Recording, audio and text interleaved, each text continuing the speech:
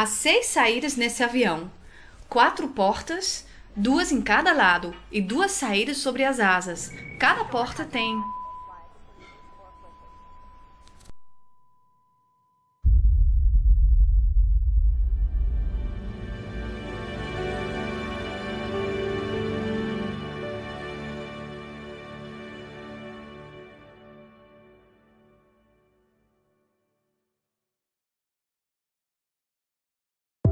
Até agora, investigamos quem é Jesus e por que ele veio.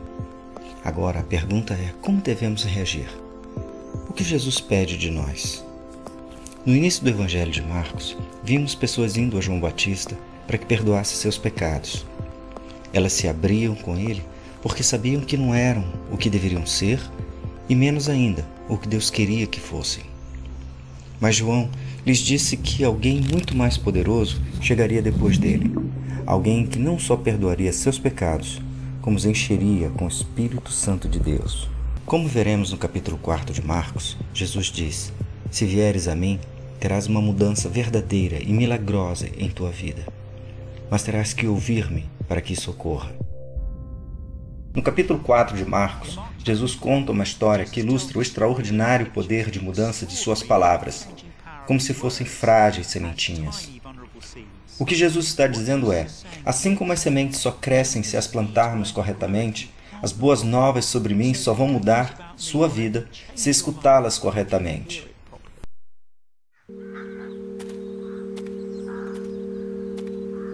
Ouvi, eis que saiu o semeador a semear, e ao semear, uma parte caiu à beira do caminho, e vieram as aves e a comeram. Outra caiu em solo rochoso, onde a terra era pouca, e logo nasceu, visto não ser profunda a terra. Saindo, porém, o sol a queimou, e porque não tinha raiz, secou-se. Outra parte caiu entre os espinhos, e os espinhos cresceram e a sufocaram, e não deu fruto. Outra, enfim, caiu em boa terra, e deu fruto, e vingou, e cresceu, produzindo a 30, a 60 e a 100 por um. E acrescentou: quem tem ouvir para ouvir, ouça. Não sei se percebeu, mas você teve um papel nessa história. Todo mundo que já ouviu as boas novas, o Evangelho de Jesus, aparece nela. É como se Jesus estivesse segurando um espelho para que vejamos nosso reflexo nele. Apesar dessa história ser chamada de a parábola do semeador, o foco principal não está no semeador nem na semente. Jesus se foca no solo, porque cada um de nós é um tipo diferente de solo. Cada um recebe as boas novas sobre Jesus de uma forma diferente. Sabemos disso porque Jesus explica a parábola aos discípulos após contá-la. Ele quer que nos perguntemos: como estou reagindo ao Evangelho? Que tipo de solo eu sou? O primeiro está no versículo 4, o caminho em que o solo é duro. As sementes caem sobre ele e as aves as comem imediatamente. Jesus explica que algumas pessoas, ao ouvirem as suas boas novas, são como o caminho endurecido. Enquanto a ouvem, logo vem Satanás e tira a palavra semeada neles. Os campos no Israel antigo eram longas faixas cortadas por estreitos caminhos. Ao longo dos anos, o trânsito constante de pés, patas e rodas fez com que esses caminhos ficassem duros como concreto. Se sementes caíam ali, nunca penetravam no solo, só quicavam e permaneciam na superfície. A semente virava comida para as aves. Jesus disse que as aves que vieram roubar as sementes são uma imagem de Satanás, que tem como objetivo impedir que o Evangelho seja ouvido a todo custo, se possível. Tem uma placa perto da minha casa que diz: há ladrões operando nesta área. Não seja uma vítima, cuide de seus objetos de valor.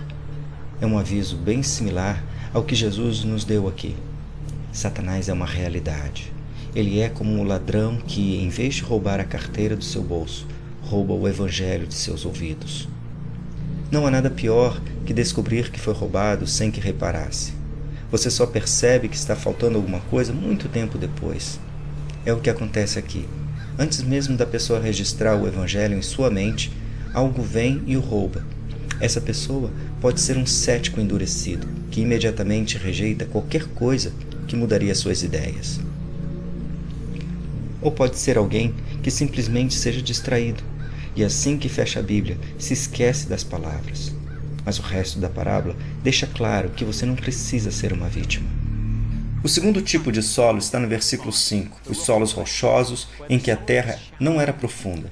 Semelhantemente, são esses os semeados em solo rochoso, os quais, ouvindo a palavra, logo a recebem com alegria. Mas eles não têm raiz em si mesmos, sendo antes de pouca duração. Em lhes chegando a angústia ou a perseguição por causa da palavra, logo se escandalizam. Em Israel, há locais com uma camada fina de solo de 5 a 7 centímetros sobre terrenos rochosos. Ao caírem sementes ali, o sol rapidamente esquenta o solo, já que é tão raso, e a semente começa a crescer imediatamente. A curto prazo, esse solo parece ser o melhor tipo que há, pois o crescimento imediato é espetacular. Mas a rocha, alguns centímetros abaixo, significa que não há para onde as raízes crescerem ou como a planta se hidratar. Então ela morre rapidamente. Eu adoro livros, mas tenho o péssimo hábito de começar e gostar de um e depois abandoná-lo para começar um outro.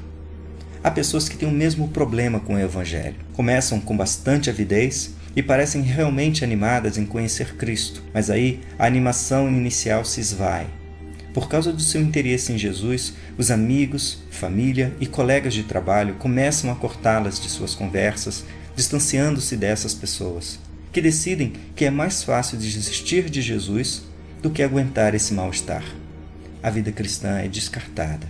Não pensaram muito bem sobre o significado de segui-lo, do custo de ser a favor do que ele é a favor e contra o que ele é contra.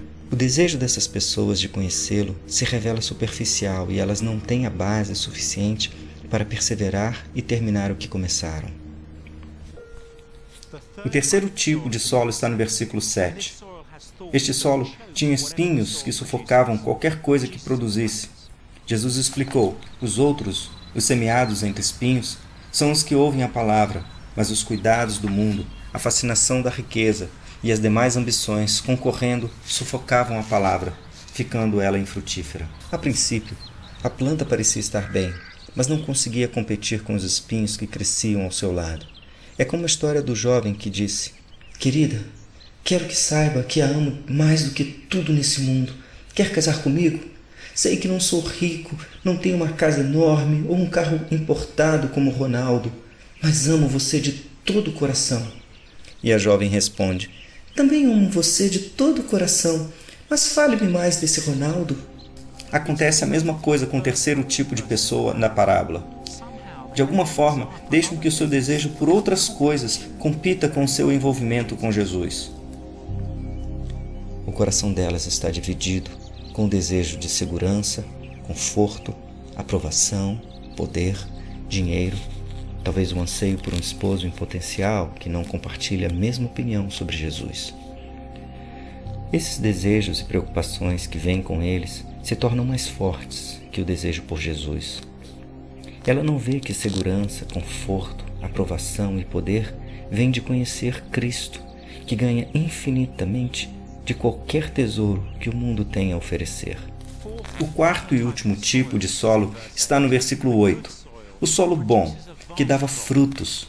Jesus explicou: os que foram semeados em boa terra são aqueles que ouvem a palavra e a recebem, frutificando a 30, a 60 e a 100 por um. Esse tipo de crescimento é fora do comum. Nem mesmo métodos modernos de agricultura conseguem produzir o tipo de plantação que Jesus descreveu aqui. Ele queria que entendêssemos que algo sobrenatural estava acontecendo.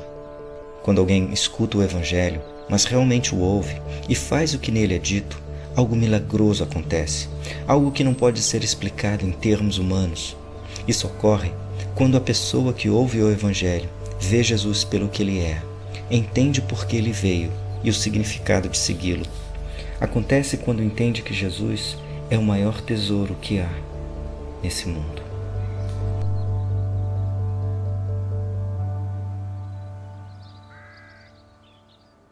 Quando eu era mais novo, tinha assinatura de uma revistinha. Ela chegava toda terça-feira após o café da manhã. Mas como eu tinha que ir para a escola, não podia ler até a hora do recreio. Quando chegava aquela hora, eu corria para achar um lugar onde não fosse incomodado.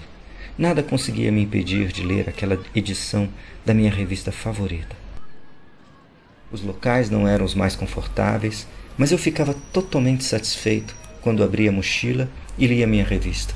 Nada mais importava. Por quê? Porque eu tinha o meu tesouro. Era tudo o que eu queria ou precisava. Quando Jesus falou do quarto tipo de solo em sua parábola, ele falou sobre alguém que não só ouvia o Evangelho de Jesus Cristo, mas fazia dele o seu tesouro. Quando o próprio Jesus se torna mais valioso para você do que qualquer outra coisa no mundo, aí é que você sabe que realmente ouviu. Pode haver áreas em seu coração que você acha que são impenetráveis ou inalcançáveis. Podem ser problemas de autoimagem, lutas contra vícios, alienação ou abuso. Talvez se sinta preso por todo tipo de trevas dentro de você, coisas que acha que nem pode admitir. Deixe que essa parábola lhe dê esperança. Lembro-me da história de um homem que visitou um cemitério na Itália. Ele disse que notou uma grossa placa de mármore sobre uma das sepulturas na qual, de alguma forma, há mais ou menos 100 anos, uma semente de carvalho havia caído por uma das suas rachaduras e foi crescendo com o passar dos anos, até que um dia rompeu a superfície do mármore, partindo em duas a enorme placa. A árvore foi crescendo, penetrando pela placa como se esta não existisse. Há muito poder naquela semente. Ela só precisa do solo certo. As boas novas sobre Jesus, apesar de parecerem pequenas e fracas, têm o poder de penetrar qualquer coração. Só precisamos ouvir e agir de acordo com o que ouvimos. A palavra de Deus não chega a nós para que possamos responder corretamente a questões religiosas. Ela chega porque Deus quer que tenhamos uma relação com Ele. O Evangelho nos diz que Jesus Cristo pagou o preço pelo nosso pecado na cruz para que o caminho a Deus estivesse aberto e dele desfrutássemos para sempre, bastando confiar nele. Mas Jesus não teria contado a parábola se fosse uma coisa fácil de se fazer. Não é algo passivo. Não é algo que vai acontecer independentemente de decidirmos agir a respeito do que ouvimos. Jesus, na verdade, estava dizendo: eu posso mudar a sua vida. Mas você está ouvindo?